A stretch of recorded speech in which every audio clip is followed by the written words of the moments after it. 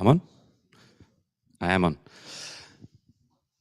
Hello, everybody, and welcome back to LJ's Hot Potatoes in person. We started these a few years ago when things felt very volatile and polarized, and we really wanted to have sort of spaces for people to have a debate and ask questions and do it without judgment, a safe space, if you will. 6 years on, things are still pretty polarized and what have you. There's still a need for this. We were online during COVID, and we had a few great debates in there, but there's really something special about having panelists in person, being able to sort of bounce off and feed off each other properly in the same room, but even more special that we can still bring those people in now from online to ask questions later and participate as well. I'm not going to talk any longer because I'm getting expectant looks from our chair, so I will throw over to Rebecca, and thank you very much and enjoy the evening. Thank you, Tom. And thank you everyone for coming. Those of you who braved to come out and be in person here at Finchley Progressive Synagogue, we're so delighted to welcome you and to welcome our panelists. And also those of you who are at home, I suspect there are more of you who have tuned in to be with us. And we will really endeavor that you are able to be part of the conversation. And indeed tonight, we will try very hard to allow the panelists to talk to each other as well as just to you, so that we have a lively debate. And I hope there will be difference of opinion on this panel. I don't normally read, but I really want to read the introductions of our four incredibly distinguished panelists that I think are going to bring so much to this conversation, and never has there been a moment right now, as there is, that makes the poignant need for conversations like these all the greater. So let me begin. On my left, going round to my right, I will introduce our panelists. I will then invite, once all the introductions are made, invite each of them to just speak for a moment, 5 minutes or so, a Jewish 5 minutes, to enable you to get a sense of who they are before we move more into discussion together. So I begin first with Dr. Keith Kahn-Harris, sociologist and writer, based here in London, North London, senior lecturer at Leo Baeck College, associate lecturer and honorary fellow at Birk College, project director of the European Jewish Research Archive at the Institute for Jewish Policy Research, has a broad range of interests, Keith has, including particular expertise in researching metal music scenes, which is very relevant for this tonight, but I want to bring it, and the UK Jewish community. So he has authored or co-authored 8 books, editor of several collections, articles, reviews, and his most recent books are The Babel Message, Love Letter to Language, and What Does a Jew Look Like, in collaboration with Rob Stothard. So we welcome you, Keith, and really pleased that you're here. Then on my left is Rabbi Lea Muehlstein, senior rabbi at the Ark Synagogue, so known well to us in the liberal community, but also the international chair of Artseinu, the political voice of reform, progressive and liberal religious Zionists.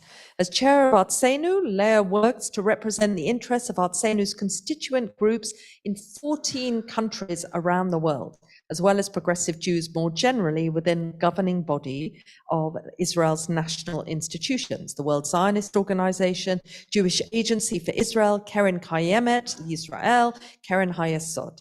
She's a member of the executive of the Jewish Agency, strong supporter of World Jewry, served on the board as a board member of the World Union for Progressive Judaism, and assistant treasurer of the European Union for Progressive Judaism. So you'd wonder she has time to be a rabbi as well, but believe me, she does. Then on my right is Dr. Yair Wallach, who is a social and cultural historian of modern Palestine and Israel, studying the entangled and relational histories of Jews and Palestinians. He's a reader in Israeli studies at SOAS University, where he is also chair of the Center for Jewish Studies. His work is focused primarily on visual and material culture and on the urban fabric, the sites and vehicles of contestation and transformation in late Ottoman and British Mandate Palestine.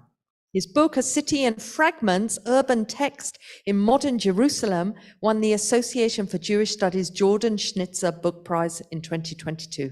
He's also written on Israel, Palestine, and on anti-Semitism for The Guardian, Haaretz, and many other publications. We welcome you too, Yair. This is a special conversation tonight. And last but not least, Rabbi Leah Jordan, who has assured us she won't be delivering her baby tonight with us. She has 2 more weeks. Leah is Rabbi of Kehillah, North London, and is also Liberal Judaism's progressive Jewish chaplain for university students and young adults in the UK. Leah is also coordinator of Azara, opening the Bet Midrash, a new initiative creating Jewish text learning for everyone in the UK. This is a fantastic new initiative. She's a current and founding member of Na'amod, British Jews Against Occupation, a movement of British Jews dedicated to ending the Jewish communities here support for the occupation. Leah recently spent 3 years in Jerusalem, learning Torah and on-the-ground organizing as a fellow at both the Conservative Yeshiva and the Pardes Institute of Jewish Studies, as well as doing a year-long fellowship at Yeshivat Hadar in New York City. So as you can see, we have a very impressive panel, and we want to get going straight away to jump into this conversation. I'm going to just say the few questions that are on all our minds. What do the terms diaspora and Zion mean to each of you? Do we think the concept of Zionism, as we have known it, and as many of us in this room grew up with, is broken? These are the kind of questions that we would love for you to address. So I'm going to call on Leah first and move around the room. Do I need to turn this on? No. Okay, great. Rabbi Rebecca, do you also want us to speak to those questions or talk more generally about how we intersect with this panel in this first kind of few minutes? What would be most helpful? Maybe the latter. Yeah. Maybe the latter, but then build up to answering those questions. Right. So as Rebecca said, I am Leah Jordan. I am the rabbi of Kehillah, North London, which is a lovely progressive community here in London in Stoke Newington. And I grew up, as you can hear, not in London. I grew up in Kansas City in the great Midwest of the United States of America, in a very involved, reform, progressive Jewish family who was in a chavurah and did festivals together every month with 10 other families. And I really loved that growing up, and that's what led me really to be a rabbi later in life. And also every summer I went to what feels very relevant to this panel, Camp Sabra, which was a traditional progressive Zionist summer camp that had originally been a chalutznik, a pioneer summer camp. And when it was called that, when it was really sending people in Aliyah, of course, it was called Camp Hawthorne, because we wanted to fit in the Ozarks, in the Lake of the Ozarks, which is a very rural Protestant white part of the country, actually. And we were the Jewish minority there every summer. And I remember every summer in the 90s, I would sing Hatikva and put up the Israeli flag. And they all told us, you have to go. And when you're 16, 17, you go to Israel. And then if you really can, you go for a gap year. And then you go into the military and you improve the state. And fast forward a few years, I didn't go that direction, but not exactly because I had any political thoughts about it or that were so subtle or interesting, but because I was into Torah and I was like a keen Jewish nerd and I wanted to be a rabbi. So I ended up in Jerusalem many years later after uni because I wanted to go and become a rabbi. So I knew very little about really that part of the world in the way that I think most of us don't, but especially North American Jews. It's a 12-hour flight from New York City to get to Jerusalem, and it's another 3-hour flight from Kansas City to get to New York, right? So it was a long way across the world, though a place that definitely the Jewish Community Center in Kansas City and the camp I grew up in talked about. I spent a year there studying Torah, and this was in the days not very long ago, but for my university students who I chaplain, it was the Stone Age. 2008, 2009, when they had Operation Cast Lead and they were finishing the separation barrier, the wall. And it was an interesting time actually in retrospect to be there, because I started kind of pulling on some threads by following around rabbis for human rights who were around on campus, on progressive Jewish campuses in Jerusalem, and really, I think, encountered the military occupation of the West Bank for the first time with my own eyes then. Went back again in 2014 to study Torah, went back actually earlier than that in 2010, 2011, kept on going back because I was, as they would say, Meshugala Devar, crazy about the thing, but the thing was Torah, and you could get it in Jerusalem. And kind of as a side thread, I ended up following along people that I knew in that world to the West Bank because I had several eye-opening experiences, one of which was being there in 2014 when there was the kind of one of the bigger flare-ups between Gaza militants and the Israeli military. And I experienced that as, all I can say is that my teachers, who were lovely people, and my student fellow classmates, who were also lovely people, all became what felt to me like right-wing warmongers in that moment. And it was a really eye-opening experience to kind of see that kind of bifurcation of people's identities. And I kept pulling on that thread and came back here and founded Na'amod, as Rabbi Rebecca said, because I felt like there needed to be a Jewish voice here in Britain that was saying, this is what we need to do. If we're going to talk about Israel, we need to talk about Israel very truthfully and honestly and morally, and say the occupation needs to end in the West Bank. And I can get into more later, but I then spent, as Rabbi Rebecca said, 2 years right before the pandemic living in East Jerusalem, in Arabic-speaking Palestinian East Jerusalem, with my sister who still lives there, and doing more on-the-ground organizing, and continue to find that a very important part of my rabbinate, and very happy to talk more about it. Thank you, Leah. Yeah. Okay, thank you for the invitation. First, I want to reassure everyone that this is not a nose job. I'm committed to my Jewish nose, and I'm not. So this is something. Okay, so I'm Israeli. I'm Israeli with a British citizenship, but I grew up in Israel, lived in Israel until my late 20s. I came to the UK for an MA, and I stayed for a PhD, and then got a position here in the university. There was no, for me, there was no decision to leave, but life led me in that direction. One thing interesting that, like I think most of me Israelis in the UK, I had very limited connection or relation to British Jewish community for a very, very long time. It's only, eventually, I had British Jewish friends, but it's really through my work in the university that I became more aware and connected.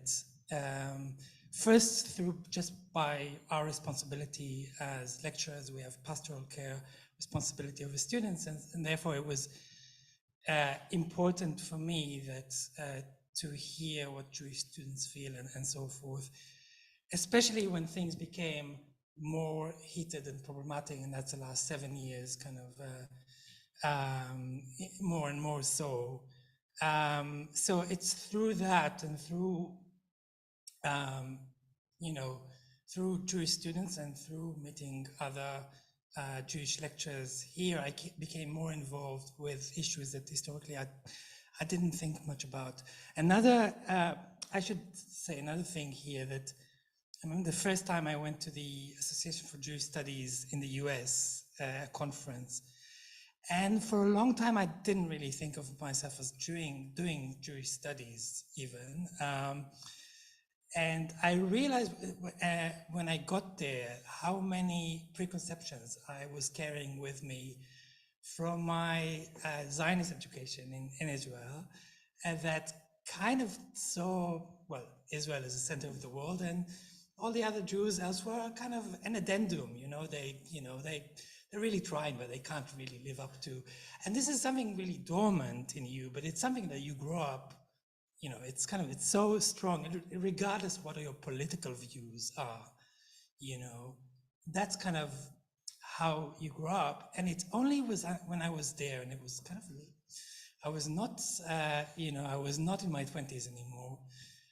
I realized that, wait a minute, that the US and North America is the other big center of in the world. It's kind of, there's Israel and North America is as kind of parallel and on standing in a way, a very different kind of way of a legitimate way of Judaism, that it kind of, I was astounded, it never occurred to me that this is the situation, that I was so Israel-centric in that sense before that.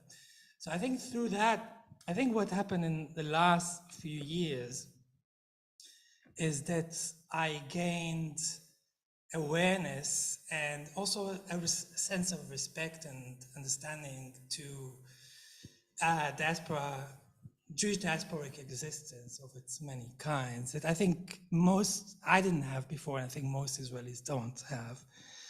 And I'm still very much, I don't see myself as a diasporic Jew or even as a British Jew, because I did not grow up here. I didn't have the formative experiences that produce you as such.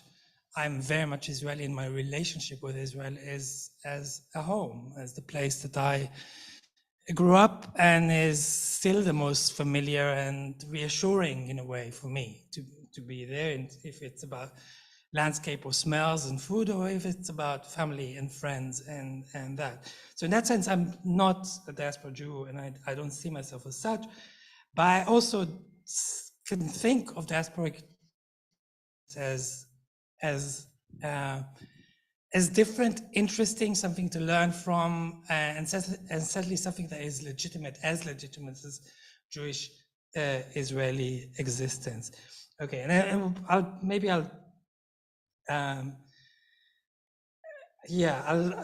think I'll end just by saying that, if there is something that I find very disturbing is when people here or the US speak of Israel as an idea, as an idea that you hold on to. And I find it on a kind of almost a visceral way. I find it extremely annoying and fetishizing. I come from a real place, a real society. I want to be treated as such. I don't want to be fetishized as an abstract idea.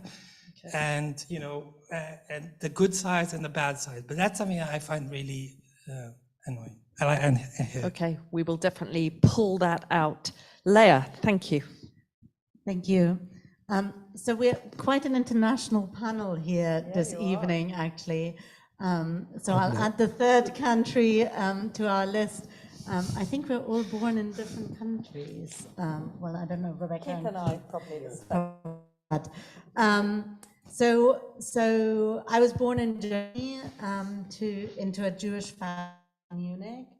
And I would say we were a religious Zionist family, not in the way that you think of religious Zionism when you read the press now, but very much in the sense that I think many Jews living and growing up in the diaspora saw themselves in that their Zionism was tied in with their religious identity. So I grew up in a liberal Jewish family,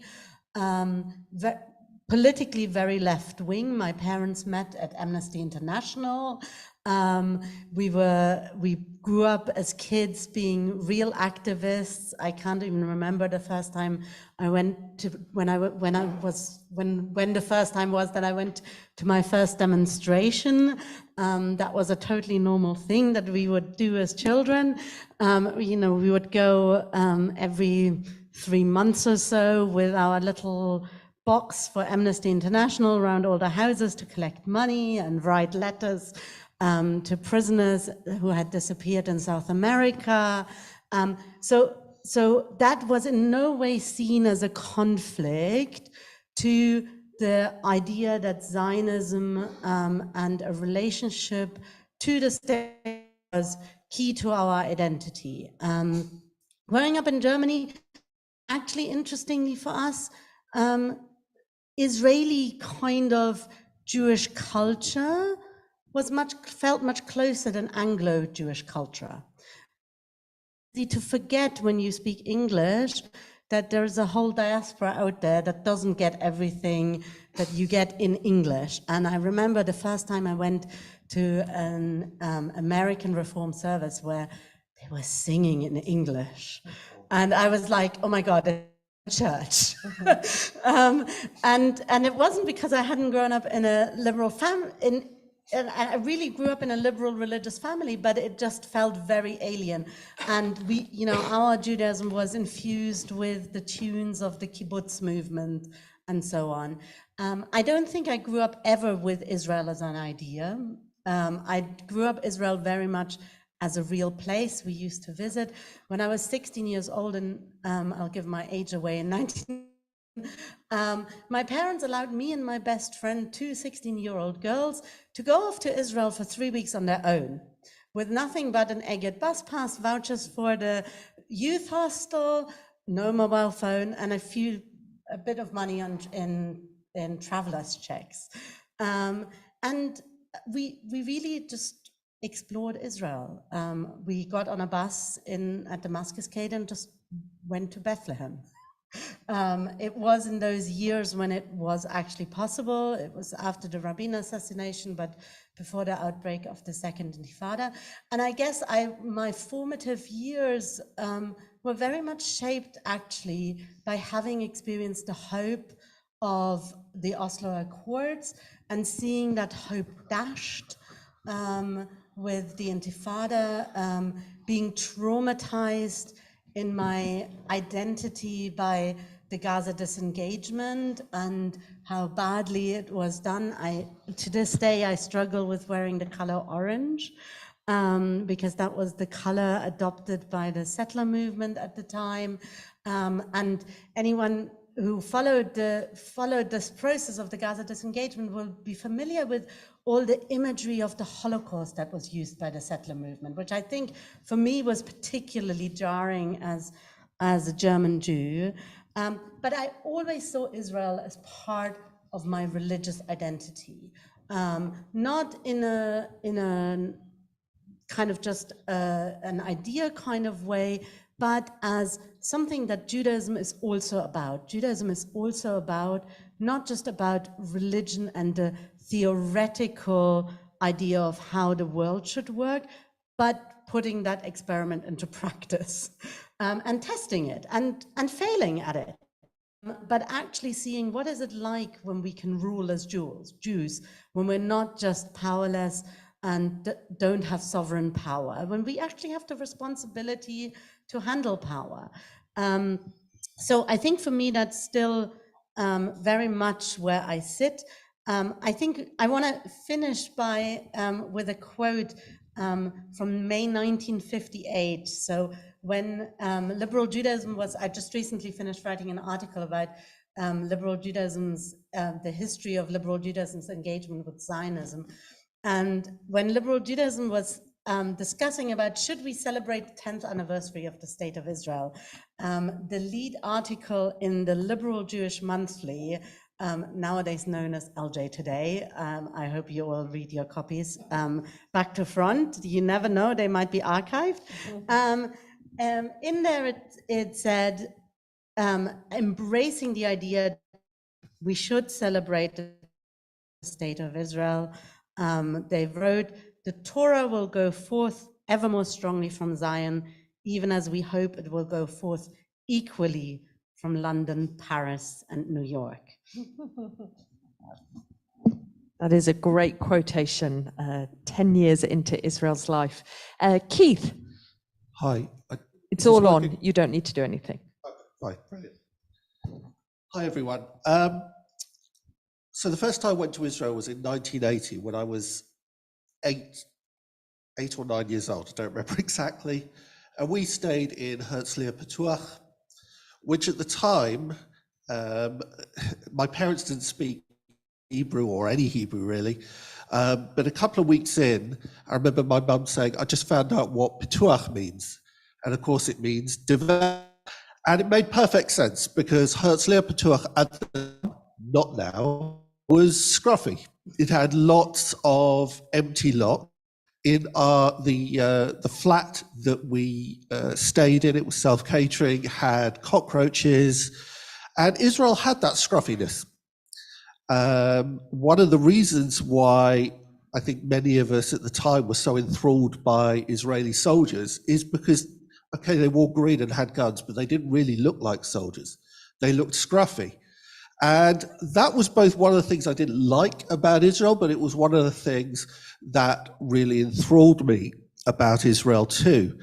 And I think it is this sense of Israel as a work in progress that dragged me in. But I also think it's an idea that needs to die, both for myself and I think generally for Jews in the diaspora and possibly in Israel too. So I grew up going to Israel. We used to go to Eilat, like a lot of British Jews do. We used to go over Pesach. We visited my relatives who were in Ra'anana, who were incredibly hospitable and really lovely. And the guy there, my relative, my cousin David, was a developer, a real metaphor there, somebody who was building what was at the time a fairly scrappy sort of semi-suburb of Tel Aviv, and now is, of course, a very affluent suburb of Tel Aviv, full of South Africans and Anglos, not so much at the time. So I think I always had a sense of the Israel as an actual place, but that doesn't mean that I never saw Israel as an idea as well. And I was sort of sucked into it a little bit. I probably would have described myself as a Zionist. I didn't go on tour. But of course, everyone knows going on tour has nothing to do with Israel or Zionism, does it? In 1992, I went backpacking there, and we went to the sites. The reason we went to Yad Vashem is because there was a girl that I was really interested in, and I heard that she was going to Yad Vashem the next day, so that's why we went to Yad Vashem. So Israel was a real place. It wasn't a place that I saw with any great, although with a bit of reverence too, as well. What really changed things for me was in 1998, my metal and my Jewish lives did converge, and I did part of my PhD research on the Israeli metal scene. And whilst I wouldn't say that I never had contact with real Israelis before, I certainly had. What I hadn't done is met discontented Russian immigrants in a slum in Bat Yam talking about how they hate being in Israel and how they were Satanists.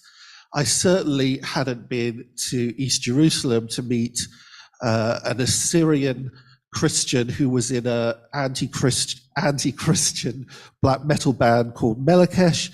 I certainly hadn't done those sorts of things. And that, weirdly enough, brought me closer to Israel at the same time as it drew me further away from Zionism. And I thought for quite a few years that I could be someone who loves Israel, but is, if not agnostic about Zionism, certainly recognizes its problems. And certainly by that stage, I knew a lot more than I had done. I knew, for example, that those empty lots you used to see across Israel weren't always empty lots. There had been people there who had been living there. People hadn't left just for the hell of it. That's the sort of thing. In the early 2000s, I did a program in Israel for a year, and I learned Hebrew, so learning it at the age of 30 was bloody difficult. But again, it brought me a lot closer to Israel. It brought me a lot closer to a kind of love for the Hebrew language, which these days is probably 90% of my Zionism, insofar as I define myself as a Zionist at all. But here's the thing. For the last few years, I have felt that Israel as that scrappy place no longer exists. You often hear in Hasbara sometimes saying, Israel is a young state, give us time. And actually that's not true. Israel is older than many. I don't know if it's most of the nations in the world, certainly older than most of the nations in Africa, certainly older than Kazakhstan or Estonia or places like that.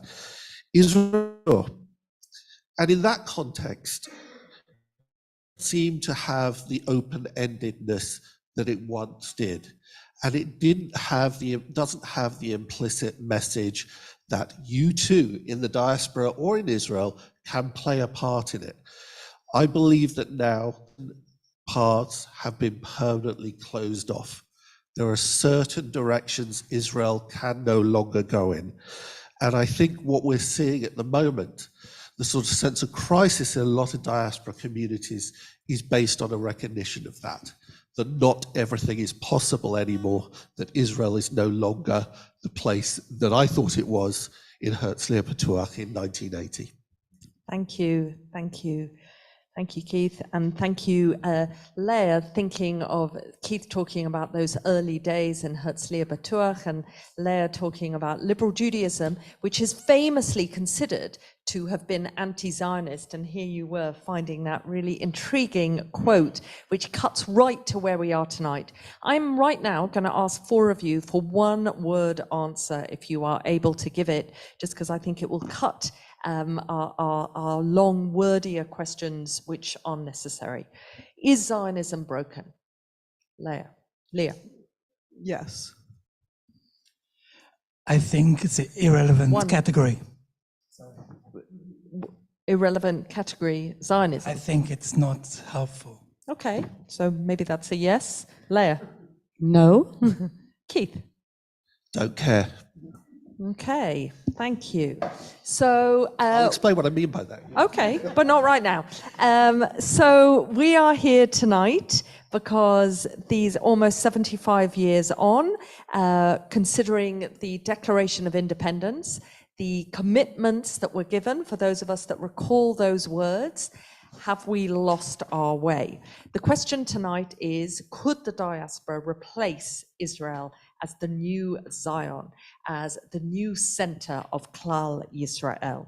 So I'm going to ask that question in different ways so that we keep ourselves fresh tonight, but I'm going to begin with you, Leah. So I'll tell a little story, which seems to be, for better and for worse, the Jewish impulse on this panel. So as I said, I grew up in a liberal Zionist household in Kansas City, going to liberal Zionist summer camp. And then I was in Jerusalem until the pandemic for those 2 years. And I was at yeshiva during the week, davening 3 times a day at an egalitarian yeshiva in Jerusalem, and then going to Masa for Yatta in the South Hebron Hills in the occupied West Bank, south of Hebron, in the weekends, to stand in solidarity with people who are now, especially with this far-right government, going to be forcefully expelled from their homes, and were being forcefully expelled from their homes at that time, settler military community. And I would get beat on by the military on those Fridays and then go back to yeshiva on the following Sunday. And I had a dream, genuinely a literal dream, at one point, that the Mashiach had come, the Messiah had. And so now on the Temple Mount, the 3 faiths that cared about that place all had a space where they daven, because of course that's what the prophets say will happen, right? So there was the call to prayer for Islam still happening from the Mount, and there was apparently Christian services, though my brain didn't get into that. The Jewish call to prayer 3 times a day in this kind of shofar temple-like way. And yet somehow the world was still broken, very Talmudic, right? Somehow the Mashiach had come, and yet there was still the need to be in Masa for Yatta and to get beat on by the military in this dream. And I'm walking in outside of Jerusalem, looking out onto the Temple Mount, and the call to afternoon prayer for the Jews comes out, and it's this particular chazan. And I turn to my neighbor, and my neighbor goes, there's like some politics around him. He's like Sephardi, and some people like that he does this in this style, but he's got bad politics. And that was the dream. And I woke up, and I tell you this because I think if it exists in that dream. And I'm always interested in Rabbi Leah saying, I'm going to reclaim religious Zionism. But I sit here thinking, that's also why I identify as a non-Zionist, though I'm with you, Yair, and would like to hear more about, is Zionism a useful category? Because I think that anecdote perhaps expresses where I am on all of these things, in the sense that I don't think that Zionism has built the place that we wanted, and it's not going to get us to that Temple Mount, perhaps. And stopped your love for the country? I'm invested, and I don't know if that's like something that predates having any of these thoughts, right? Like, I'm deeply entwined. My sister lives there. I've spent years of my adult life there. I have lots of loved ones there. And so I hope, thankfully, that it's not an idea, that it's a real place to me. And yeah, I'm intertwined regardless of what I want. Thank you, Leah. Why is the term defunct? Mainly, first of all, it's always interesting argues about Zionism. Nobody, people have moved on. It's only outside that people kind of beat themselves up about what are they still, are they not, and I think it means different things to different people in a way that is harmful for the conversation. So someone who grew up Jewish here and in their 20, and their sense of Zionism is having this kind of attachment to Israel and whatever, and has this kind of Zionist identity that means something. A Palestinian whose family has been driven out in a very different ways of Zionism, when they don't talk about the same thing at all. So it's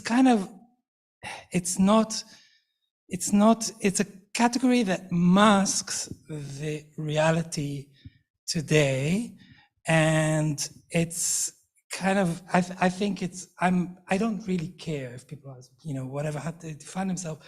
I do care what they think about actual oppression, actual threats that we hear of wiping up villages, about regimes of discrimination.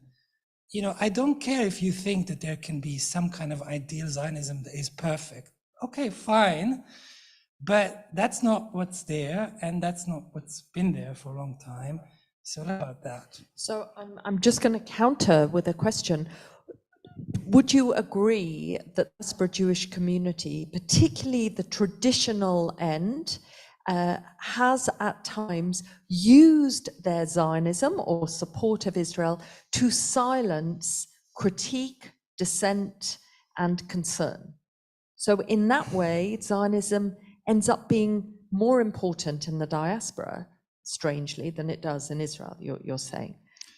Yeah, no, I think it's a painful debate, and yeah, I think there's a lot of silencing and excluding that is going on related to where people stand on this debate. I mean, you could see it in the Jewish Book Week, who gets a place, who gets invited, and who doesn't. I mean, the extreme right voices are, the left or the non-Zionist aren't. Or they are invited, but they can't talk about Israel and Zionism. That's good to stop there for a moment. Leah does indeed talk about reclaiming religious Zionism, and I have asked Leah more than once about how this is particularly relevant for our young people in our movement, but young people in the diaspora, who at times, I would say now, are ashamed, are distancing themselves from Israel, and really Leah's hope and promise is important, and we want to hear in what way do you think Zionism is relevant, important in this moment where we are now, with Netanyahu arriving on Friday morning to London with the most extraordinary demonstration plans already in place for Friday. Things have never been this active or engaged. So what can you say to that right now?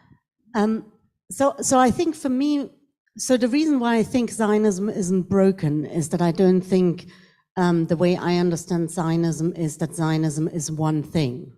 There are many Zionisms that are broken, but Zionism is a political movement in my understanding. It's certainly how it saw itself when it was when it began in the 19th century, when it was not we all agree on ABC, but we are left-wing Zionists and we are right-wing Zionists, and actually we have extremely passionate discussions and debates, and sometimes they're civil, and a lot of the times, unfortunately, they're not civil. So I sit around the table of the Zionist institutions in Israel, and not always do you have a table, but often do you get things thrown at you from other Zionists. And sadly, it's not just the right-wing Zionists behave really despicable, it's also the left-wing Zionists who sometimes behave really despicably.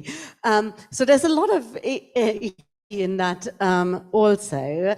I think for me that it really ultimately it's about this question of political sovereignty, of do we trust ourselves as the Jewish people to actually take responsibility for the power that we have? And the reality is, whatever we think, whether we want to be a Zionist or not a Zionist, we know in Israel as Jews we have power. And therefore we need to relate to that power. And for me, therefore, being a Zionist is part of my social justice activism. I cannot turn away and pretend I and my people don't have that power. And okay, I might have slightly less power than potentially than an Israeli on the street, but that's often misleading, because actually there are a lot of attention is paid to the voice of diaspora within Israeli political discourse. It's and there's horribly like name dropping, but I don't have many of my Israeli friends who have the president of Israel's WhatsApp phone number and know that he will actually pick up the call, which he will with me, right? So WhatsApped him tonight. I could and WhatsApp him. told him where you were. He sends really, really dodgy emojis in response.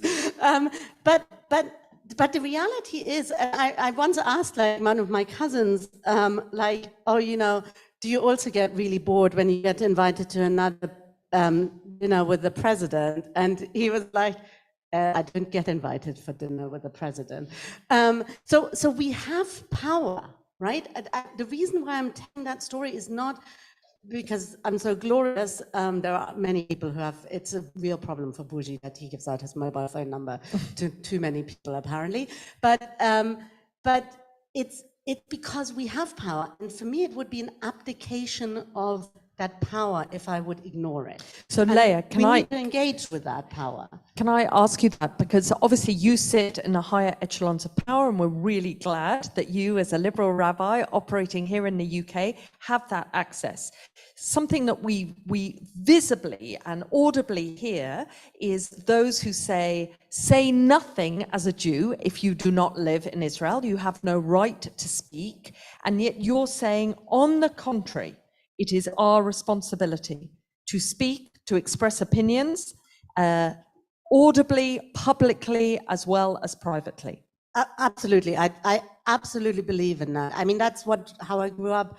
You know, what business did I have having an opinion as a 6-year-old girl about prisoners in Argentina disappearing? What business did I have, right? But I had a business because I was a human being with a conscience, and my parents believed things would make a difference. And so I feel I have a business. I personally don't believe in this argument that if you criticize Israel publicly, you will, you know, confirm all the anti-Semite stereotype and will bring anti-Semitism on you. Anti-Semites don't need Jews to hate Jews. It's one thing that history has definitely taught us. Many countries that are the most anti-Semitic countries have no Jews, have no knowledge of Jews, and they still are filled with anti-Semites. So I don't believe in that. I think we have to face the truth. We have to see things firsthand. We should not be naive. So I'm proud that I have a Palestinian friend who says, I hate my Israeli passport. That has never stopped me being friends with her. I totally understand why she hates her Israeli passport. She hates her Israeli passport because as a Palestinian, Israel discriminates against her, excludes her. Even if she would want to demonstrate for democracy, which, by the way, to most of the Palestinians seems like a farce, because left-wing Israelis now demonstrating for the democracy that they had, which Palestinians haven't experienced in Israel, even in Israel proper on the whole. So she hates her passport because of that, but she also hates her Israeli passport because she's a wonderful actress, and she's like, never gonna win a film award in Sharm el Sheikh. Because why is an Arab country going to give an Israeli citizen a film award? I totally understand why she hates her passport. I have to face that. I have to say, okay, we need to work. I need to understand how can we work together to get to somewhere better. Okay. And I can hear what Keith is saying. We maybe should give up on that hope, but I guess this is my belief in messianic world. My messianic idea in Judaism is not that the Messiah will come, but that we have to keep working on it. Okay, thank you, Leah. So Keith, you seem to have said we should give up on the idea. Do you want to flesh that out more? Look, the reason why I said don't care was partly because I resented the question. No, not that question. You asked whether Zionism was broken. Yeah. I said, I don't care. I want to explain why I said that. Yeah, but the question I'm asking you now is that earlier in your introduction, you said you feel the idea no longer has life in it.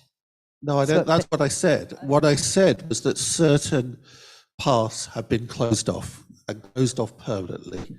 Israel is not an open-ended experiment. Until recently, this was Netanyahu's genius, right? If you were under government he headed, it was possible just about for those who wanted a maximal two-state solution to think they still had skin in the game. It was possible just about for those who, more than just about, for those who wanted to ethnically cleanse the territories to think they had still skin in the game. And he kept that going for a very, very long time because it was a very good way of keeping Israel within the international community, keeping the diaspora more or less inside. I think for some years, it has been clear that at least a two-state solution that is two equal states is not going to happen and cannot happen without things that are not going to happen. That doesn't mean, though, that we do not still have, to use the phrase again, skin in the game. We will always have skin in the game. What happens in a Jewish state will always be of interest to Jews, and therefore, to involve ourselves is appropriate. I think, though, that the reason why the question annoyed me about that Zionism is broken is, well, for several reasons. One is it was redolent, although I don't think this is how you meant it, of kind of loyalty tests, like are you a Zionist or not? And I will never answer that question. It was also redolent the question, do you believe in God? And I will answer that, I militantly don't care, right? There are certain things where debate is so stuck that it is impossible to answer in that kind of way. And so I don't answer. But I have to say, another reason the question annoyed me is Zionism broke? These are great days. If you're a Kahn-Harris, these are great days. That's Zionism. Okay, it's true to an extent what Yair is saying, but Israelis do sometimes talk about Zionism. And Yair would describe himself as a Zionist. They've got an opportunity now to do something truly extraordinary, a maximal Zionism that a certain kind of Jew has long dreamed of, right? That kind of Zionism is vibrant, it's dynamic, and it is absolutely authentic Zionism. But I also believe that all kinds of, I am against politics of authenticity. Zionism is just, I believe that if you say you're a Zionist, if you write about Zionism, congratulations, you're a Zionist, right? There are forms of Zionism that I find morally repellent, but I'm not saying that they're not authentic. So yeah, it may be that a particular kind of diaspora liberal Zionism is being rapidly undermined to the point where it may break apart. Absolutely true. But so long as people call themselves Zionists, there will be Zionism. So a reminder for all of us that tonight's topic is about Zionism and the diaspora. So I'm sorry you were surprised by the question, but I think what we want to do now is to really consider how you, our panelists, might see the mending of the state. We've established everyone is very entwined, using Leah's words, very entwined, and cares deeply about. So let me ask that question first to you, Yair. What do you think would need to happen to see recovery, to see growth or a thriving of a multiculturally respectful, just, democratic, maybe, although I really take what Leah's saying, that maybe democracy hasn't always been there in such a successful form. What would you say to that? It's okay. It's kind of impossible to answer that, but we are in a moment that is in some ways the most frightening in many decades, because there is a real possibility of Israeli government launching, a kind of civil war within Israel and the occupied territories as a way to expel Palestinians, and we can think of various nightmare scenarios, which were not possible 10 years ago, but seem really possible today. So it's a incredibly frightening moment. At the same time, it also feels a promising moment, I have to say, because the madness of the last few weeks in Israel and the putsch attempt, effectively, kind of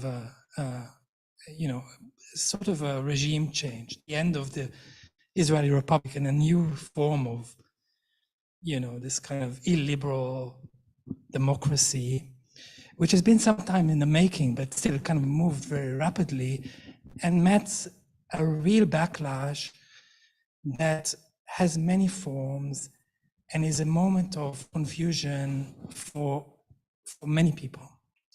And that confusion is productive, I think, because it allows those who say that, that there is no democracy with a 55-year-old occupation. There is no democracy with Jewish supremacy. Those voices which have been really relegated to the margins are now more vocal. They're not the majority by any chance, but because people are confused and they're rethinking Israelis are thinking the relationship with the state, that is a moment of potentially opportunity. Okay. That's what I would say. There is no clear path going forward, and still the likelihood of things getting terrible is bigger. And it's still, completely open. I guess, I think, so it's very difficult to see. I like Keith, I think that, a two-state solution, etc. It's not a possibility anymore. Doesn't seem to me an extremely unlikely scenario. So therefore, thinking ahead, we can think of various but beyond the frameworks, principled recognition of equality and democracy as principles that extend to all the people that live there is fundamental to any kind of future. And I think that's kind of where, Okay. Okay. Thank Yeah. you, Yair. So Leah, do you want to respond to Yair? And then I I would have a love question to- for Leah. I would love to respond to that. So I think two things about what Yair was saying. I think there's not just a risk that the current government is trying to expel Palestinians. I think the greater risk is actually it's trying to expel secular Israelis. I think actually they're loving the current talk that is really happening. When I was a few weeks ago in Israel with a random host family of the wonderful Reform Synagogue in Caesarea that I was at, they were all talking at the Friday night dinner table about should they make use of their second citizenship and move out. And I think actually the right wingers are loving that, right? Get rid of these pesky Tel Avivian, Caesarea and whatever coast secular Israelis, although they'll then discover that the economy will collapse. But, so I think that is also at risk. I do think one of the things I think that we've seen in Israel, and it's not just true for Israel, I think it's true in a lot of places. I think the problem of the left is that we always say it's complicated and there's no solution. And I think what we need, and I do see that there is hope that people are starting to wake up from this, is we do actually need to start saying, actually, it's not complicated. There are certain values we believe in, and we need to start practicing what values we believe in. And that can Do you mean us in the diaspora? and people in Israel. I think it needs to be us in the diaspora too, but I think it needs to be people in Israel. And I think for far too long was it possible for a secular Israeli to pretend that Palestinian citizens and Palestinians of the West Bank didn't lead radically different lives to what they were leading. And the talk of there is no partner on the Palestinian side, there are lots of Palestinian people who are happy to talk. You just need to listen. And I think there is a little bit of actually saying, let's forget about all the big picture things, and people need to start and sit together and listen to each other.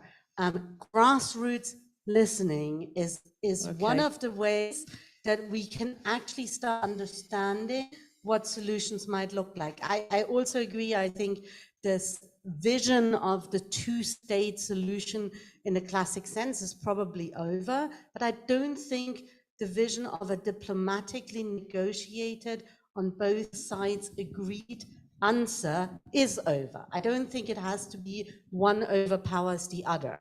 Okay. I don't think that is necessarily the case. Thank you, Leah. So I'm going to invite you to think if you have a question ready. But first I want to ask Leah, after our hiatus of 2 years, we sent our first tour of 16-year-olds to Israel last year and again this year. So I just want to ask you, yes, do you think we should be doing it? And do you think we should be doing it any differently now? So the diaspora tours of young people that are the pinnacle of our youth movement experience. So all our youth movements are Zionist in that way. What difference and how important is it that our young people go? This is something I've been thinking about a lot because, of course, as a rabbi of a synagogue in London, there are, 16, 17, 18-year-olds who are asking, to go on Israel tour and that we're helping fund and that kind of thing. And I think in the first instance, I think Keith is right. Is tour really about Israel? Has it ever really been about Israel? So in the first instance, as the university chaplain, I think there should be great experiences for Jewish youth that age that are meaningful, where they all get together and they're part of community. I don't know that it should look like Israel tour. I feel very ambivalent about, certainly I do not like Israel tour as it used to be constructed, and if it's going to remain, it needs to really shift. This is something I've been thinking a lot about for myself. I know that most of my diaspora Jewish leftist friends would say, throw Israel tour in the trash, and I have actually a lot of time for that because of some of the things we've been discussing. I think we've done it in a way that has not been well thought out at the best, and at the worst has actually probably been complicit in some of the things that have led to this moment. So it needs a big rethink is the answer. And I don't know, again, kind of like Yair said with the question of what do we do in Israel-Palestine in general, what do we do with Israel tour? It's a really hard question to answer because it's so deeply culturally embedded in what we do. So I would love to think more with everyone about. You've opened up our thinking. Yeah. Can I see if there's a question? I'm going to start with David. Hold on 1 sec, and then people at home, and then maybe Charlie, Rabbi Charlie Baginski, who I know is hosting Zoom along with our Josie Kinchin. Maybe if you have a question from anyone on Zoom, then we can include those at home. David. Yeah, this is not really a question, it's just an observation. It's in relation to something that I read about recently that really resonated with me. And in a sense, it's about the idea of Zionism and the word Zionist or Zionism.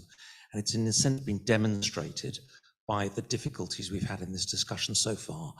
And it is such a loaded word and idea and means such different things to different people. If you take on the extreme end, maybe you're a real extreme religious Zionist, as compared with, say, a liberal Zionist, very, very different ideas. And the idea that was floated, and I grabbed it because I thought it was handy for me and it might be handy for others, is, do we really need to use this word anymore when we're, for example, talking about Israel's current position? So the idea would be, this was a movement. This was about the creation of the state of Israel.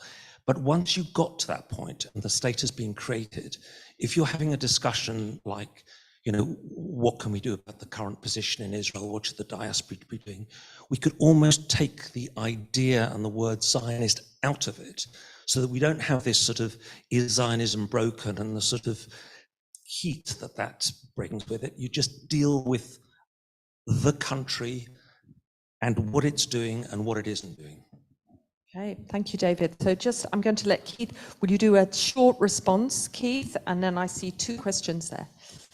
I think paradoxically, one of the things that keeps the term Zionism alive is the fact that it is a term of abuse, sometimes anti-Semitic abuse, in some circles. And it's, needless to say, massively counterproductive. And certainly it may be that people may not know what they mean by saying they're a Zionist, but the reaction to anti-Zionists is often so visceral that it means that you take hold of the term as almost like it's a lifebelt. Thank you. Yeah, and then I think just on Zionism, it occurs in the book of Samuel, and David conquered Zion, the same as Jerusalem.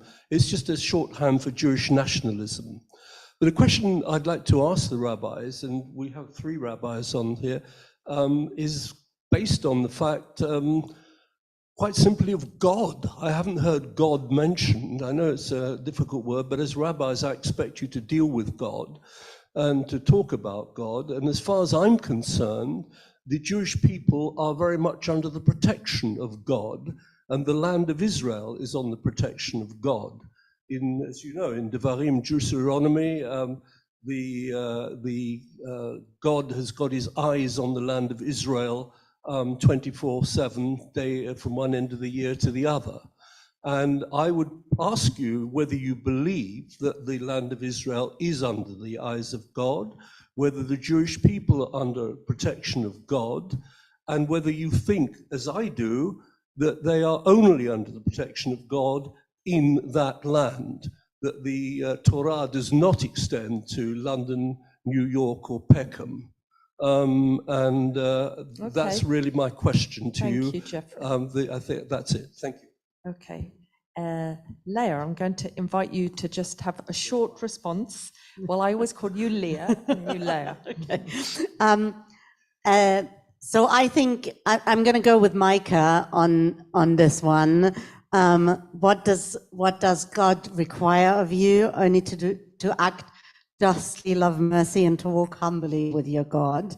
I don't think Micah just talks about that being restricted to one place. So I think on your final question, does the Torah only extend to the land and God only extend to land? I think that is very firmly not the Jewish way.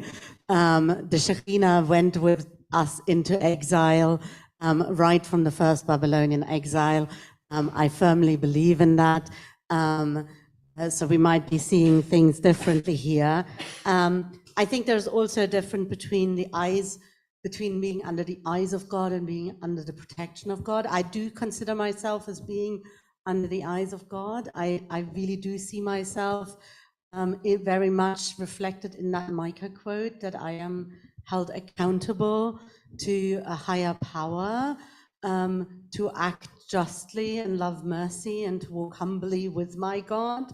I think, if anything, that makes it harder for us. I think for me, that is why I apply somewhat of a double standard when I'm thinking about Israel versus when I'm thinking about China.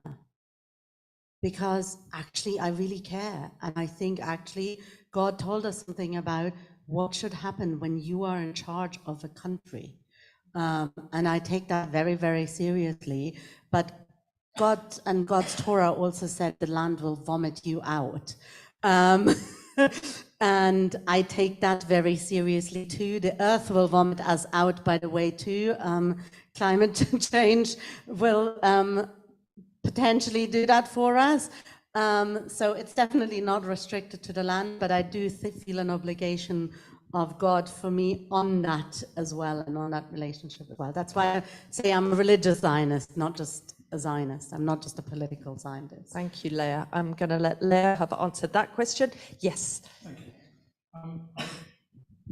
I want to point out first of all, that Israel is a young country. I say this as somebody who's considerably older than Israel. And if you say it's not a young country, that's really quite a problem for me. And in my growing up, Zionism was something that was very prominent in my life. Not that I was ever or wanted to be a Zionist, but I was brought up in a North London environment in which the concept of Zionism was taught to me as being the idea that Jews should live in Israel. We were the diaspora. Whether the diaspora had a future was a serious question. It possibly didn't. We should all be going to Israel. I never subscribed to that, but it was really what Zionism meant in the world that I grew up in. It clearly doesn't mean that to anybody here now. The notion was connected, of course, to Zionism in relation to the diaspora and to the Holocaust, and to the law of return. And the law of return was a very fundamental part of the state of Israel. The idea of Israel as a refuge, as a haven, as a safe place for Jews in a hostile world was tremendously important. And it was that notion which made me, as a non-Zionist, go and offer myself as somebody to help in the Six-Day War, and my wife as well, who wasn't even recognized by Israel as Jewish under the law of return as it was then. This was what it was about. It was about saving the safe haven and protection of the diaspora. Israel was there for us. I don't know that anybody here has, even that thought doesn't seem to have been present anymore. It's gone. One element that changed things was the change of the law of return. When Israel was formed, 1950, the law of return, quite simple. Anybody who had a Jewish mother was automatically enrollable as an Israeli citizen. Just after the Six-Day War, in 1970, that changed fundamentally. Now, anybody who has a Jewish grandfather is enrollable under the law of return. This means that now, of the 25.5 million people who are entitled to citizenship under the law of return, 40% belong to another religion. That changes the whole nature, relationship of the diaspora Jewish community to Israel. And I think that is what is broken, gone, over, will never come back. And Israel is now, as we have been told, really not much to do with us. What do you think? Okay, I'm going to let Leah respond to that before we ask whether there's a question at home. So I recognize we didn't speak about Israel as a safe haven. I think that is the privilege of living in England. If we would be sitting in Ethiopia or in Russia right now, things would be looking very, very different. Or even in France. Potentially even in France.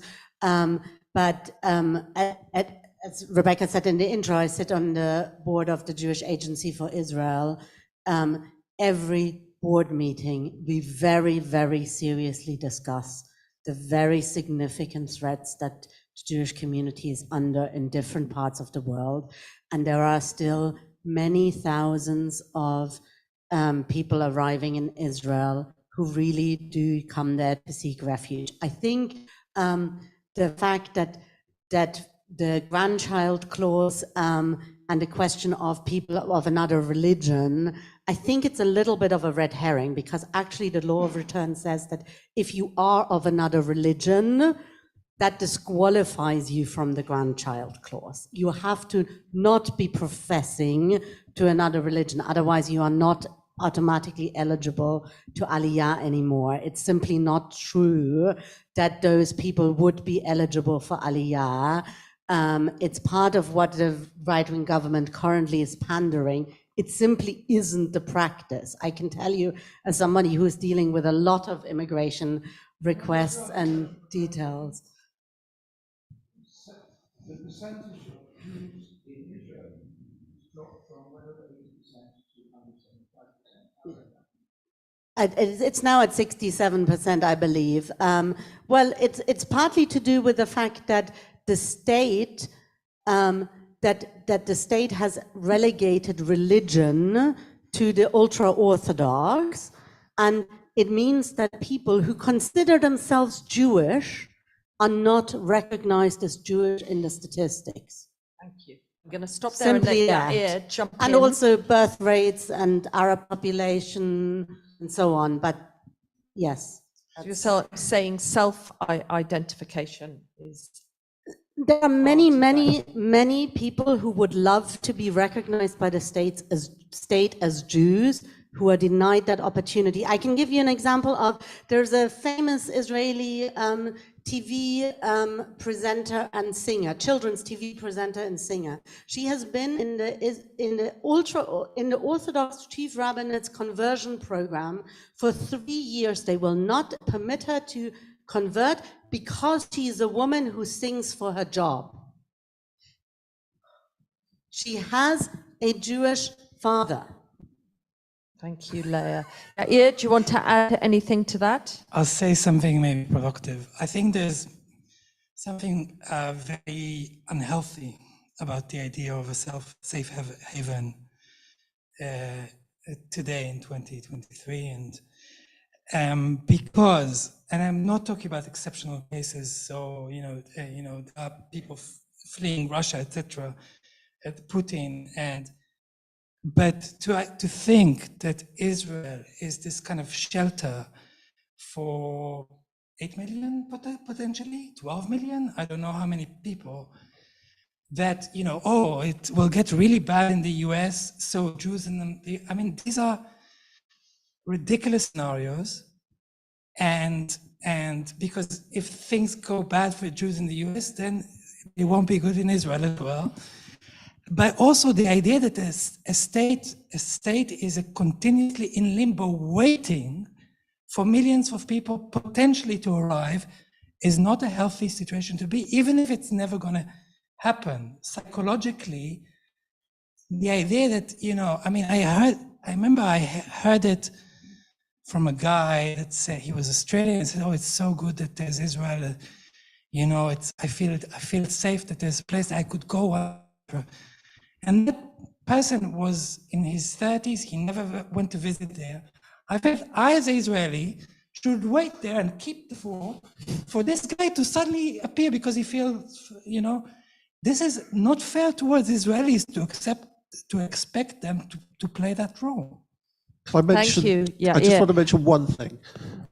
We haven't mentioned climate change yet. That really, you did mention it, sorry. Yes. Sorry, it screws up the idea of safe havens. And the idea of a safe haven being a crowded place with a massive problem with water and heat seems to be a little bit on the optimistic side. Thank you, Keith. I'm going to see if anyone at home, Charlie, if you would like to ask a question on behalf of those at home. Thank you, Rebecca, and thank you, panelists. There's a question here which asks, there are liberal Jewish thinkers who have said Judaism means seeking happiness beyond the state, not seeking to embrace a state ideology, and also that the communities of Jews in Israel exist within the exile. What are the panelists' responses? And it ties in a little bit. I'm going to ask Susan's question as well, which is there hasn't really been much talk about diaspora as an alternative centre, as alluded in the question behind this this panel. I'm not sure, she says, I'm not sure I believe the diaspora is a single centre, but can the panelists explore this some more? Okay, thank you, Charlie. Let's take that question then that we are gearing up for. Can the diaspora be a different centre for Klal Yisrael? Can it yield the same pulse, the heart pulse that Israel maybe once did? Leah. So obviously I've been thinking about this over the course of the panel, and also thinking, as the person who asked this was thinking, we haven't really gotten to this, the heart of this, as much as we could. While feeling entwined, as I said to Rebecca's question, with Israel-Palestine and a sort of sense of people there and experiences there and upbringing that targeted me toward there, I am very much a diasporist in the sense of what I spend my time doing professionally. I'm just thinking about my rabbinate. My rabbinate is split between doing chaplaincy for liberal Judaism, rabbiing for Kehillah North London and Stoke Newington, and working on Azara, this yeshiva that's going to be for a month in Edinburgh. And when we announced that we were doing a month-long yeshiva in Edinburgh this July, the Scotsman ran a piece saying, the first yeshiva in Scotland, and it's in 2,000 years. I think they meant ever, but I guess that was the length of time they could have imagined there possibly being a yeshiva that could have existed. And I say all this to say, yes, I think the diaspora is beautiful and incredibly vibrant. And as I experienced it in the United States, very much so. I lived in New York City, and I've lived in Los Angeles, and I've grew up, as I said, in Kansas City, and all of those places had brilliant Jewish life. And I think that the diaspora has a huge amount to say for itself. And I spend all my professional hours putting time into making it meaningful and beautiful, and it is. It gives back in that way. So that's I guess an answer to that question. Thank you, Leah. So I don't know whether anyone else on the panel wants to respond to the idea that Judaism could be refreshed and developed without the lifeblood of Israel, seeing it coming from all these countries in the diaspora. So I think we have to recognize the reality that over the last few decades, the paradox that the existence of Israel has actually helped to revive Jewish life over here, in the sense that post-67, it did inject a certain confidence into diaspora communities. Now, whether or not that confidence was warranted, or it was built on sand, or it was never going to last, is a different question. But it certainly did have that effect. I think what I would argue for, though, is that there is a tendency sometimes to fetishize diaspora, just as there is a tendency to fetishize Israel. I tend to be a diasporist, except when I read diasporists or talk about this sort of, like, particularly a certain kind of left tradition, which in other respects I'm quite sympathetic to, that keeps talking about the Bund without talking about quite why the Bund doesn't exist anymore, or barely exists anymore.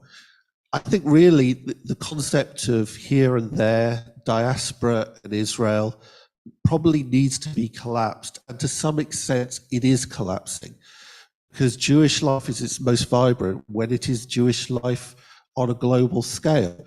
So when it works together, and that is one of the things that was probably not possible when Israel started, that is possible now. When you went to Israel, and then 20 years later, you might have got a phone if you're lucky. Today, Israel is highly interconnected. And so that sense of Israel being a permanent condition, Zion being a permanent condition, and diaspora being a temporary condition doesn't really make much sense. And you mentioned France before. It's quite interesting that there has been a significant move to find in Israel a safe haven from French Jews, because they're justifiably worried. But from what I hear, a lot of people are hedging their bets, starting businesses in Israel, but commuting from France, or having some of the family in Israel, some of them in France.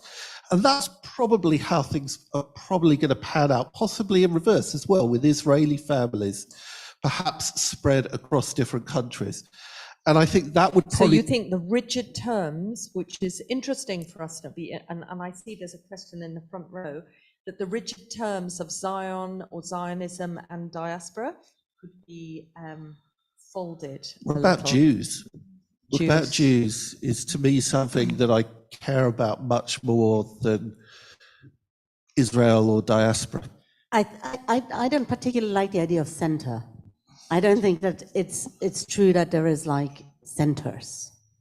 I think of course we have always seen Jewish life flourish, whether there was Israel or not. We've also seen it being threatened and persecuted. And I think it's often easy when you sit in London or in New York or in LA to think that there's so much Jewish vibrancy.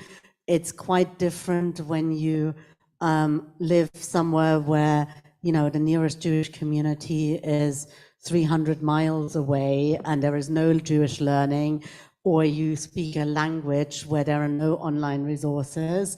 But I don't think there is, I think this idea that there is one center in a globalized world, I think doesn't make sense. Okay, thank you, Leah. So hold on, microphone's coming so those at home can hear. Hiya. It was basically like the fact that I was surprised when I heard today that I think it was like a general thought that Jewish youth are turning more away from Israel, only because over the last few years at university, in UJS, in Young Labour, in New Labour, what I've been seeing is a growing adoption of the concept of new anti-Semitism and the growing conflation between anti-Zionism and anti-Semitism, and the witch hunting of students, including Jewish students, and particularly POC, Palestinian and Muslim students who speak out against Israel's apartheid regime. So, I mean, and especially with what we've seen with what's happened recently with the NUS report, I was just wondering where all of you were seeing this, because what I'm getting the feeling is, what feeling I'm getting is that diaspora Jewish students are growing further lost to the fetishistic concept of Israel as a utopia. Absolutely, thank you. Great question. I'm going to let Leah, who obviously chaplain for progressive Jewish students, answer. Yeah, it's a great question. And I think, you know, I think about this quite a lot. One thing I wanted to repeat is what Yair made the point about at the beginning, which is that on one hand, we're in an unprecedented, frightening moment. And I think that's why you see, in some ways, the student movement responding very loudly and having this fight. And also, it's a moment that if you're surprised that it's come, then you haven't been paying attention. So it's this combination kind of experience. And I just want to kind of pull a thread there together around that. That this moment has meant that there has also been a big shift amongst Palestinian communities, and Palestinian comrades say to me, basically since spring 2021 and the violence and the political uprising then, that they are not comfortable organizing, and I hear this over and over, and I think a lot of us probably do, with people who cannot identify with anti-Zionism, right? And the way that they experience that, the way they say that is they say that because they feel that if you're not able to say I'm anti-Zionist, what they hear in that is, I, as a Palestinian, am going to have to come and explain my suffering to you and justify it.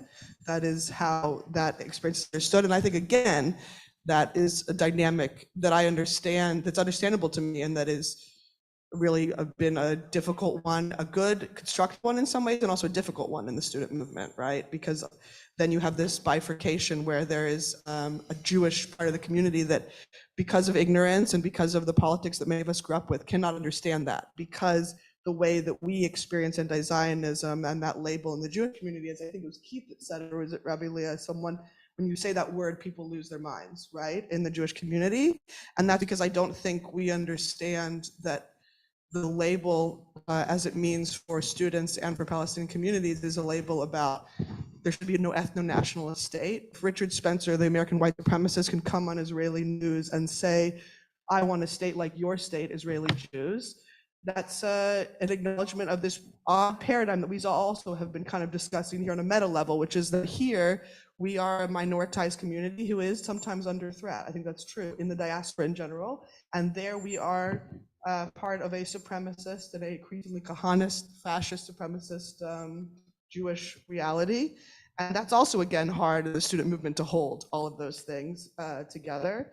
And so finally, I've been thinking more about this Israel tour question and this student question of how should we as people who are part of university student life engage? I think the diaspora Jewish left is having this conversation. How do we engage in Israel-Palestine in a way that feels consistent with our values? And most people that I respect and listen to are saying either you go and you are part of co-resistance and you're part of solidarity against what's happening, or probably we shouldn't be going. And I put that forward not because I am sure about that, but because that is the conversation now happening on student university campuses. And I throw that into the mix to think about, well, then how does Israel tour look if that's Absolutely. what it is? I think. Sorry, that was just a drosh, an interpretation of your question, but I hope it. Thank you. It Great question. I'm not going to let you do that just because I see two more questions.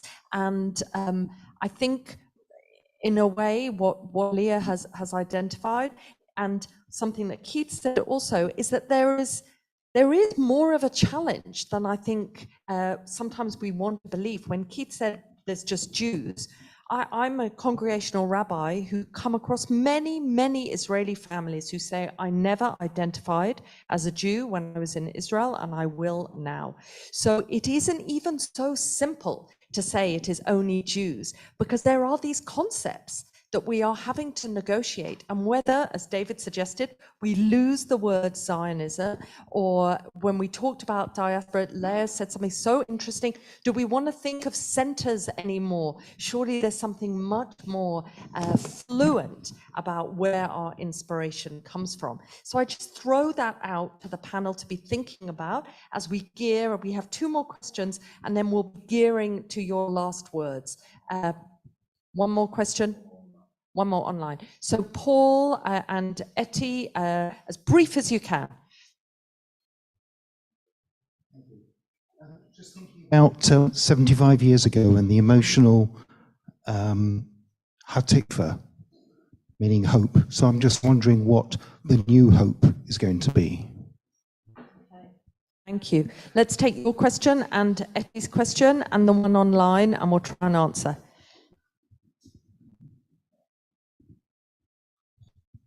I'm Israeli. I've been here for many years, but doesn't change it.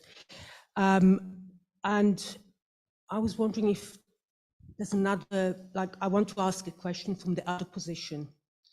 So I wrote it down so I get it right. So a big part of the problems that we're seeing now of the state of Israel comes out of it being defined as a Jewish state. And maybe it would be better for Israel not to be a Jewish state. How do you guys feel about that? Thank you. So far, so just hold these in your head, panelists, as I turn to Charlie. We've got hope. What is the new hatikva? We've got, could Israel be Israel without being known as a Jewish state? Charlie, you want to offer the last question from online? Thank you. So we've got two questions, and I'll put them both and you can choose which ones you take. So we have one that says, some people think that modern Israel should not exist, should never have started, that Zionism should not have prospered as a movement. How do the panelists feel about this? And then we have another which says, despite the title of this session, this whole discussion has been about Israel. Would the panel agree that many of the most significant Jewish sites worldwide are not in Israel? For example, the Torah, most of the tribes of Israel come from Haran, modern day Turkey. Jacob becomes Israel at the Jabbok River, modern day Jordan.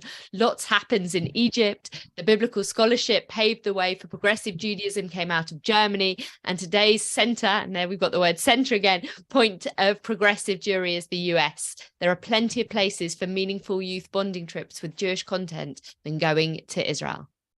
Thank you, Charlie. So I'm going to ask each of you to respond, and perhaps you'll respond to the question that touches you most. Yair, if I can ask you to do that, and know that it's probably your last chance of a proper response. Okay, so first, whether Israel should never have been established, etc. I don't find this a very productive way to think. And I see Zionism historically as a reaction, as a product, as much as its own thing.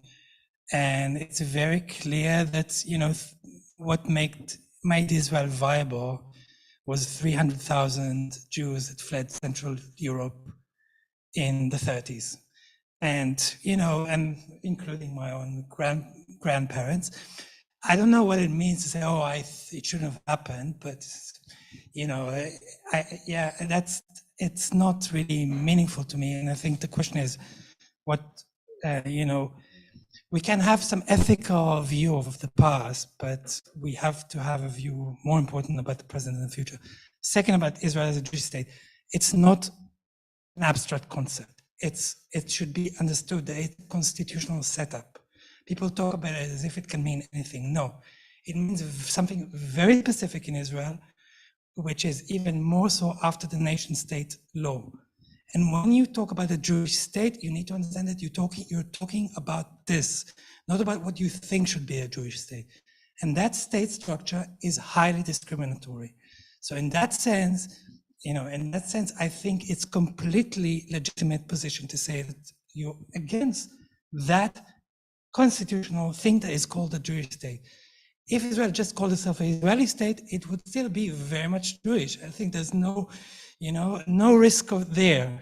And I think basically a democracy should be a state where all citizens are, part of the democracy. So that's my view. Just very briefly, Yair, do you feel differently about Israel living here? Do you feel that you have gained a different perspective by living amongst Jews here? I don't know if you identify or feel engaged as a Jew here. Yeah, I do feel, I kind of, for various reasons, I feel engaged as a Jew here, but that doesn't really change. What changed my attitude to Israel is lots of things, my historical research, my Palestinian friends, my ongoing conversations with people in Israel. That's what changes it. Thank you. Okay, Leah. So I'm not really interested in Israel if it's not Jewish, not more than I'm interested in the Czech Republic or Germany. And, the reason I picked those is because I'm both a Czech and a German citizen. I don't really read daily German newspapers anymore. I definitely don't read Czech newspapers because I don't speak any Czech. I'm not interested. If Israel is not Jewish, I'm not interested in it, right? Like then I would be interested in wherever else we do this experiment of being a sovereign people, of Jews trying to be sovereign, of actually having power to enact, not being a minority. I do think that there is a creativity and a learning that comes from a place of majority that you never get in a minority. You just don't. It's just fundamentally different. I think we see this, by the way, in all religions. Religions are practiced very differently, and the creativity that emerges from them when you live them as a minority is very different to when you live them as a majority. It doesn't mean that one is necessarily better than the other, but I think Judaism, just like all other religions, are entitled to that experiment of not just being, what does it mean to be Jewish majority? And I understand that brings politically certain challenges with it, and so on, but nonetheless, I think what kind of also got a little bit lost in the conversation today, because we spent so much time on thinking about the challenges, is actually the unbelievable creativity and learning that emerges out of Israel. It's not a coincidence that Rabbi Leah Jordan also spent significant amount of time studying in that land, because there is opportunity there that you don't get in the same way anywhere else. And I think that is something, for me, in a sense, that is kind of the new hope, right? That we don't lose that because we focus all our energy on the political fight. That is not to say that we mustn't also focus on the political fight, but it's, for me, I'm a rabbi for whom social justice lies at the heart, but my rabbinate isn't just about social justice. And I think that's, for me, about Israel too. Yes, my social justice passion when it comes to Israel is there, but it is also liturgical inspiration, learning, and so on. And I do want to say one thing about kind of this question about Jewish youth, and are they turning away from Israel, or are they getting more extreme? I think part of the challenge of, and this is, I would tie that in with my second new hope, is I think, unfortunately, we live in a very polarized world, and what happens in polarized debates is that both sides push each other to the extremes. I think we all know this from when we get into a passionate argument about something completely banal with our partners, right? Like, you kind of get so entrenched in your position that you start fighting more and more, and then you suddenly realize, I don't even believe in that stuff anymore. And I think one of my hope is that we start learning to have conversations again without drifting in polarization, without pushing each other to the extremes. And that's something we need to, as a society, work on. Can we bridge that gap of polarization? Thank you, thank you. And I think I'm a great believer that rupture and difficulty bring out more. And so I'm sure that you find, as I have, that even our dissent or not liking questions is part of the conversation and how we struggle with it at times, which is a positive thing. Keith. So the question about what the new hope was or should be, look,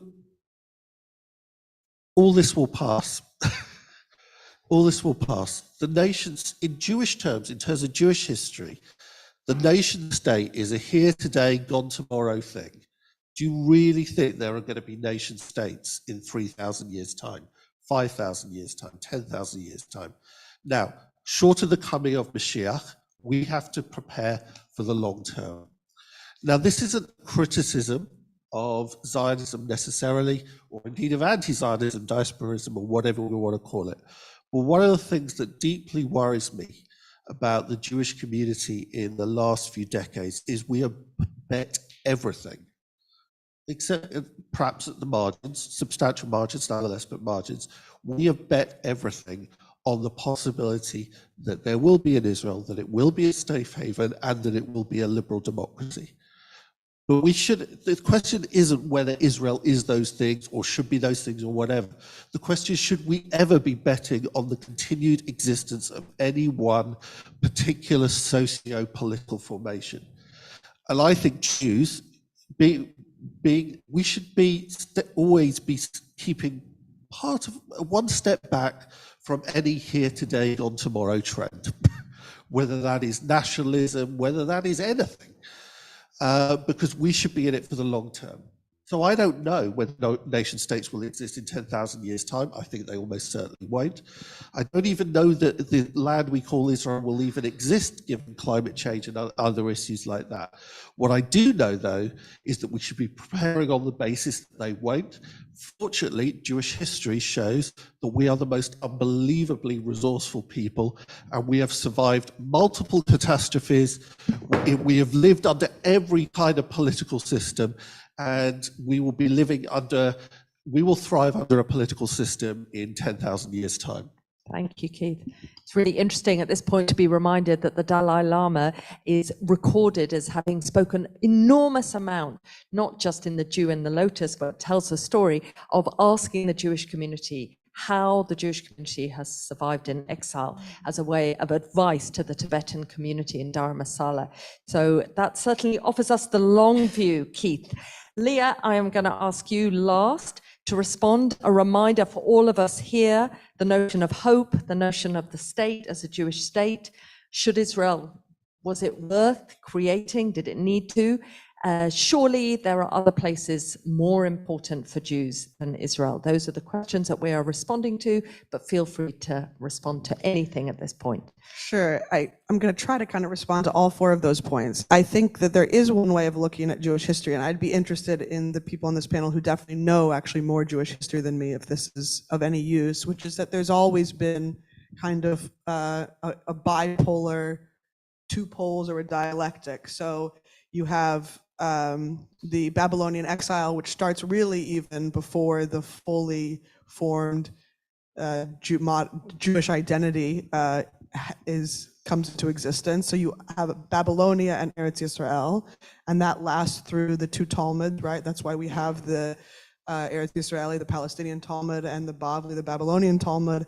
And then you shift over the course of a little while in Jewish terms, as Keith is pointing out, rather than actually a little while, to Sepharad and Ashkenaz, to a center of Jewish life that is very vibrant in Central Europe, that kind of started by going up the Rhine, from my understanding is from the Mediterranean basin, and you have the Jewish communities under Muslim empire in southern Spain and Andalusia and in North Africa, and those two poles. And now it's arguable that we have the pole of North America and Israel. Sad to say we are in neither of those places, and yet there is great Jewish life. But I also take Rabbi Leah's point. There are places where it's hard. Kansas City, I can speak as one from the margins, was beautiful in many ways, and there was a day school, and there were two kosher butchers, and now there are no kosher butchers, right? It's a very, complicated thing to be on those margins. So that's one kind of polarity or way of thinking maybe of diaspora and Zion right now, is actually those two. Those are North America and Israel-Palestine make up something like 90% of the Jewish world now.